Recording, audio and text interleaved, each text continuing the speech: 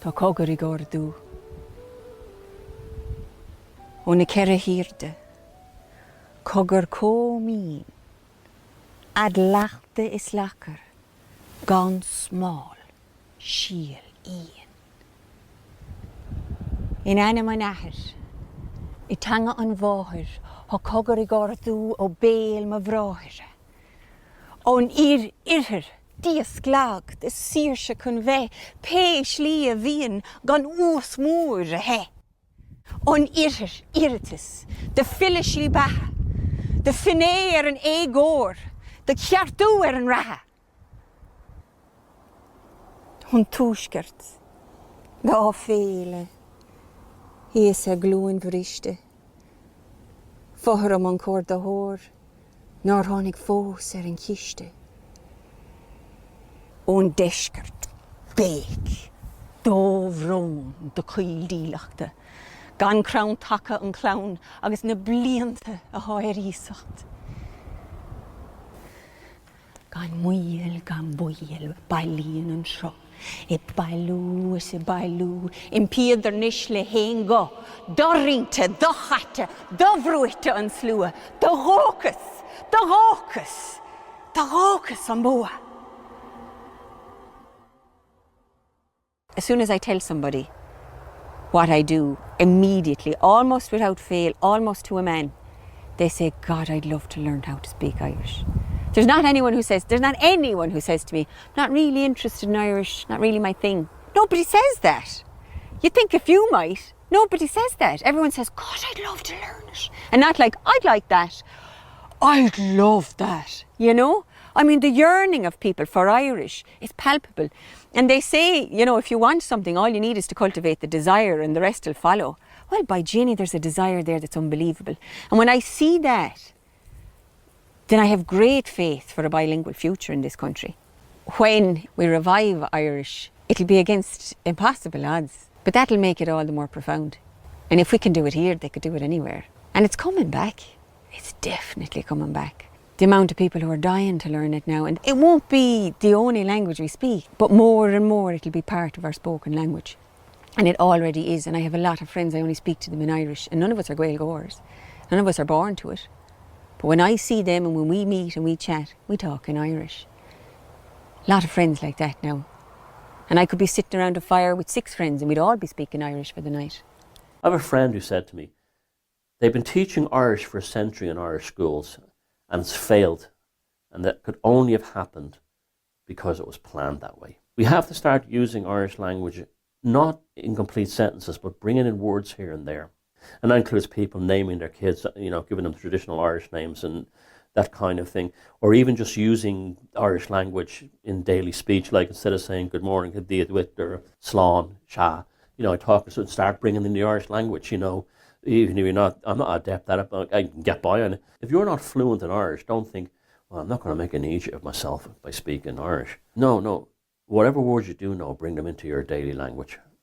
And you will find very quickly that you'll improve your vocabulary greatly overnight. On top of that, you'll shift your consciousness. Language is the maker of reality. You know, it's so important. Don't call it spelling and grimoires for nothing, you know. Just little things like that stop them from programming, because you program yourself, they can't program you. We lost our language.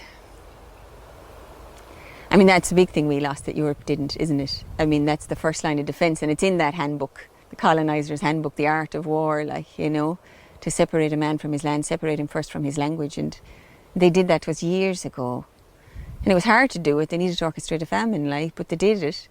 And I feel like we became very vulnerable then, because if you think about manipulation, and because what we're talking about now is like the manipulation of our teenage national psyche, you know, by other more adult nation states. And that manipulation, you're very susceptible to that because it comes through language.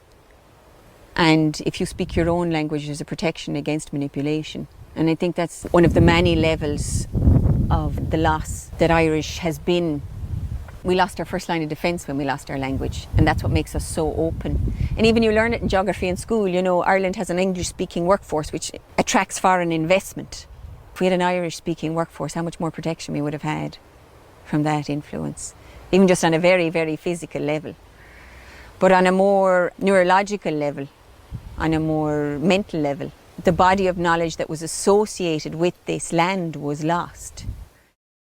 Christianity was the first attack upon Irish culture, especially the concept of kingship. Tara was the kind of central touch point. And you had like the Ard Rí, the High King, and he would be elected by the kings of the province. The rights of kingship in Ireland, the first thing that the king did in pagan times was to marry the goddess Eru, actually marry the land. So that was his wife. And that created a symbolic link. This is the land, this is yours.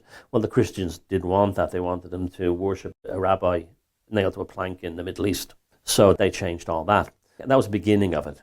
People forget that by the late 1880s, Irish culture was essentially dead. And it wasn't for certain groups like the Gaelic League, who revived Irish culture and gave us this wonderful legacy. My God, when I was growing up in school, you got your Folan's copybook. There was a picture of a round tower. It would be embroidered with Celtic design, you know. Yeah, that's me. That's my land. You look at your Irish money, the interlaced artwork. You could say to the world, this is our art. Visitors would come overseas and they look at the Irish currency. They wouldn't want to spend it. They want to frame it because all the beautiful artwork on it with medieval texts reproduced on the back, or quotes by like Dean Swift or people like that, William Butler Yeats. We were saturated. This is our country. This is what we're like. This is why we have these designs. The new state wanted to make its mark. We're not British. We're not Europeans. We're Gaels. We're different. That's why when rock and roll came to Ireland, bands like Horslips and Thin Lizzy, they continued the thing. Songs like Black Rose by Thin Lizzy and Derek Doom by Horslips and King of the Fairies, they were part of the continuum. We had it all. We knew who we were. Even if we didn't have nothing, we had an identity. But when we started to have stuff, they started to take the identity away big time. My God, we really miss that badly now. You even look at the old Irish post offices when it said Othic on fish in Irish, and it had the old Irish lettering and stuff like that. Every government document had that. Gone. And I want to see that really come back big time. Instead of all roads leading to Brussels or Davos or Washington, D.C., we have to create a situation in this country where all roads lead to Tara, where we came from. It's a powerful thing we have in us. All the centuries of crap this country dealt with, they never took that from us, ever. Because the power of the people is in gathering, in prayer. With the land and the trees, to this no force can compare. When we congregate, then we generate an alternative reality that crumbles the great fallacy of a virus inside us, better known as separation, that original sin that caused our great degradation, of the Holy Mother that we perceived as other, and we the fruit of her loins. We rotted in our separate minds. But a unification will arise, foretold the dawn of time, when we hear her here, when we now know, no mother, she's other. Because a great circle is completing, and lesser men will be bleating for government measures and escapist online pleasures. But the chamber is filling, and it's terrifying, and it's thrilling. And so many will resist. But enough will be willing. Enough will be willing.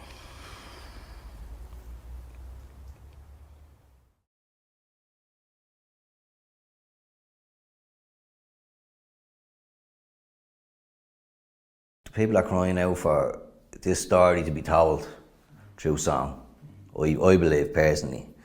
I think we've been kind of let down in that respect greatly by a lot of our, shall we say, established artists. Artistic licence is vital. They're the social commentators of the age. If they're only permitted to speak official narrative, then the powers that be can basically do what they want. There's nobody to keep them in check. I think the arts is probably all we have left to really springboard us back to where we need to be. So there's kind of no going back now. So it's up to the people now to claim that for themselves, be their own troubadours, be their own historians. The unofficial narrative is not going to be told by anybody else other than us. All these manufactured shows for pop stars and X Factor, all these shows were all designed to manufacture the art form. You're standing in front of someone to be judged. You're not an artist that's on your own terms. You have to fit into a category. So, oh, you'd be good if you just adjusted this. You know, we can fix this about you. No, that defeats the whole purpose of artistry. An artist is the ultimate individual. The 90s was a great time. Like, I remember MTV in the 90s, all the great bands, they've all shown their true colours. There was none of them really rebellious. If you get a record deal, it inhibits your ability to allow you to say what you really want to say. And in many ways, I'm glad I never got a record deal, because now I can say whatever I like.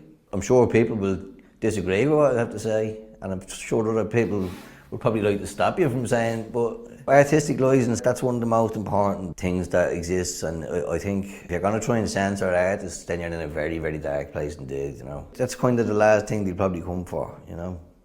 It's up to the artists to make sure that they're allowed to express themselves, you know, because if we don't have human expression, that's what makes us human. We have the foot in the door down towards the Borg already, towards transhumanism. All the technology is being developed currently alongside the digital ideas and all that other stuff. So that's all waiting in the wings over here. Are we going to keep our humanity? Are we going to express ourselves individually? Are we going to get assimilated into the digital Borg? You know, it's scary times. There's no doubt about it. It's very scary, but at the same time, there's always a choice. We owe it to the next generation coming after us to be brave and to be strong. It's crying out for so much. All it takes is a little spark. Once a few people start writing about the things that are going on, it'll take off. There'll be a parallel underground, edgy folk movement that will just make the mainstream one look ridiculous. I'm lucky because I started painting when I was 12 and a half, and I never showed them to anybody till I was 38. So all those years I used to just throw them away because I didn't understand there was value in the art. I thought the value was in escaping how I was feeling for half an hour. If I was lonely, I'd paint. If I was sad, I'd paint. So this was, for me, it was, I mean, psychiatrists would probably say it was some form of therapy, but to some degree it kept my head in a good place because that's what I do. I'm a creative. I cook, I paint, I make music. The world has changed dramatically, but for me, I'm lucky that I can keep going back to, I suppose they'd call it my happy place, which is being creative. And it does make me very happy to see people take my work and they put it into their homes and it makes them feel good. We've all been made aware of the frequency of the truth and the frequency of beauty. You know, I'm lucky I get to bring beauty into the world through what I do. And that just doesn't make me feel good, but it's a reciprocal thing. I share it with people. I make the painting, they love the painting. When I was a chef, it was the same. I'd cook the meal, but a cooked meal is nothing until somebody says, oh, Jesus, that was gorgeous. And that's what I think creative people are lucky at, is that they understand that this is a two-way process. Yeah, you get to feel good in doing what you're doing, but you're making other people feel good because you did it. Artists are really important because artists, whether they're poets, whether they're songwriters, they are starting with nothing and they're creating something from that. That's changing the psyche of the world. My adopted father was an inventor, and what I learned from him was if something didn't exist, you didn't just shrug your shoulders and went, no, it doesn't exist. You said, well, hang on, maybe I can invent it. Maybe I can use what God or the universe gave me, which is my imagination. And that's what I think stands artists apart, is their imagination. Artists are very, very important for a cultural identity in any country. You know, when I was a kid in Donegal, you'd go to a pub and it'd be full. I mean, there's smoking and there's a fire lit, and you're a kid because you're down here and there's all these adults. And of course I had an afro, so everybody wanted to feel my afro. But they'd buy you a bag of crisps, bag of potato and a Fanta. But I remember the place would be all pandemonium, and then suddenly hush would fall over the place. And it would be because some woman or some man had had just enough few drinks to stand up and to sing a song with no backing, no music. And it was such a fragile, they were nervous, but they did it anyway. And they stood up and they'd sing a beautiful song and the place would just go silent. The woman wouldn't even ring up the till while the woman was singing or the man was singing. And then it would end and there'd be a, fair play to you, Mary, good man yourself, and there'd be a couple of claps. No big X Factor thing, but it was one of those moments when you saw the fragility of human beings and the beauty of creativity and the beauty of bravery. And I think artists are brave. If you can yourself laugh at something, even on the gallows. That is an extraordinary visitation of power. It is possible to show these people for the idiots they are, to see them that way. And of course, at some level, they know they are idiots because they have to gang together. They're not men, they're not women, they're just small creatures who gang together like bullies, trying to intimidate others. If you can laugh at them, you're halfway there to exposing their frailty and their smallness. If you've got red hair, you'll be a ginger bollocks. If you've got a wife who's pretty, she'll be singing horrible songs about her. You know, that's what men do. They insult each other. It's humor, and the Irish are expert at it. It's trolling, is what I discovered. It's making fun of somebody for their differences, but that's what humor always was. And now we've moved into this territory where, oh, you can't say that. No, you can say whatever the hell you want. What's the window method? She explained there's only a small window when you can actually impregnate a woman, and all you have to do is trust your body. Anyway, we have a baby now. Yeah. And she said she doesn't trust the hospitals anymore, and I get it. Why would you trust them after what they've done? So she said, let's have a home birth. And I said, that's a great idea. And then she said, will you deliver the child? And I went, huh? So I picked up a book and I read half the book, right? But I realised after reading half a book, I know more than the doctors, because the doctors don't know how to define a woman anymore. They're calling them persons with wombs. Persons with wombs. At least I know where the vagina is. It's there. It's right beneath the penis. What? Comedy was really good before my time, you know, with the likes of Steve Hughes and Jim Jeffries and saying whatever they wanted. And it was powerful, like the Comedy Store in England. That's when it was at its greatest, and it seems to have taken a bit of a dip. I suppose it's kind of like pop now. What's popular? Oh, put the person on telly. So the aim is to get on telly, and if you get on telly, well, you're not allowed to say this, you can't say that, definitely can't offend them. Whatever you do, don't mention that topic. And the banks are great, they don't harm anyone, and they're definitely not owned by anyone else. And there's a narrative that you've got to push, and that stops being funny. If you're like limited, it's not challenging. I want to see Richard Pryor or Bill Hicks or George Carlin. I want to be challenged, even if I don't agree with someone. If they can make me laugh, that's beautiful comedy. You know, like if you pick any of the divisive topics, right? Abortion is one, right? Or the LGBT, or they're trans. So you pick a subject, or racism, or homophobia, or whatever, right? You pick a subject, and if you can go on the other side and still make people laugh, that's where comedy is. It's in that line. It's, oh, I'm offended. Okay. Be offended, right? In the meantime, this is where the comedy exists, because it's all about the line. Oh, Tommy Tiernan crossed the line. Did he? Did he really? And if he did, so fucking what? He's a comedian. He's there to play with the line, and yeah, he stepped over it. Step back. You know, it's not a big deal. Don't go to a comedy show if you're offended. Stay at home and eat marshmallows. It's not your place. You're not welcome. It's for people who are willing to look at society, see where we're at, play with the boundaries. I don't think they know the danger of what they're doing. Like this cancel culture, I'm seeing it creeping in now in Ireland, you know, going on to the Irish Comedy Forum or going onto a forum. So there's a set number of people. And I wondered, were they real? Are they real people? Are they paid pawns by someone beyond it? I don't know. But for me, because it's an evil, I think it's an evil to want to attack someone so much that you take their job, their career. I want that person fired. For me, that place comes from, whoa, what's that energy? Have you opened up from some, like doing some, you know, dangerous drugs or some ritual, and you've allowed a force come and act through you that you think it's okay to try and get someone cancelled? Back in the day, a man would say to someone, I don't like your actions, and they might fight it out. You know, that might be it. But like, it's a lot worse to come after someone's job. The cancel culture it's a sickness, and it's definitely in comedy, and it's taking the funniness out. It needs to be cleansed, that cancer. The whole point of it, it's meant to be fun, having a laugh. You want to have a non-offensive comedy club, have it, but don't try and take other people's ability to connect, to laugh, to play. There seems to be a wave of new cancel culture thing, where you've got to do it our way, and they're just fresh out of college and they've got views that are brand new. These views haven't been around that long. So let's see what happens. Will comedy stand? I'm offended, stop looking at comedy. Stop looking at comedy, you're going to be offended. If it's funny, you're going to start crying again. Or Graham Lenihan, cancelled in his own country, cancelled in Scotland. Me wrote Father Ted. Who has the audacity to take that comedy genius away from the people? If you don't like him, don't listen to it. You know, you don't have to listen to it. But it's a dangerous thought, and that dangerous thought will make other people dangerous and therefore they shouldn't be allowed. Let's not even debate it. Let's not even discuss it. Let's just stop the person speaking. But that's the darkness.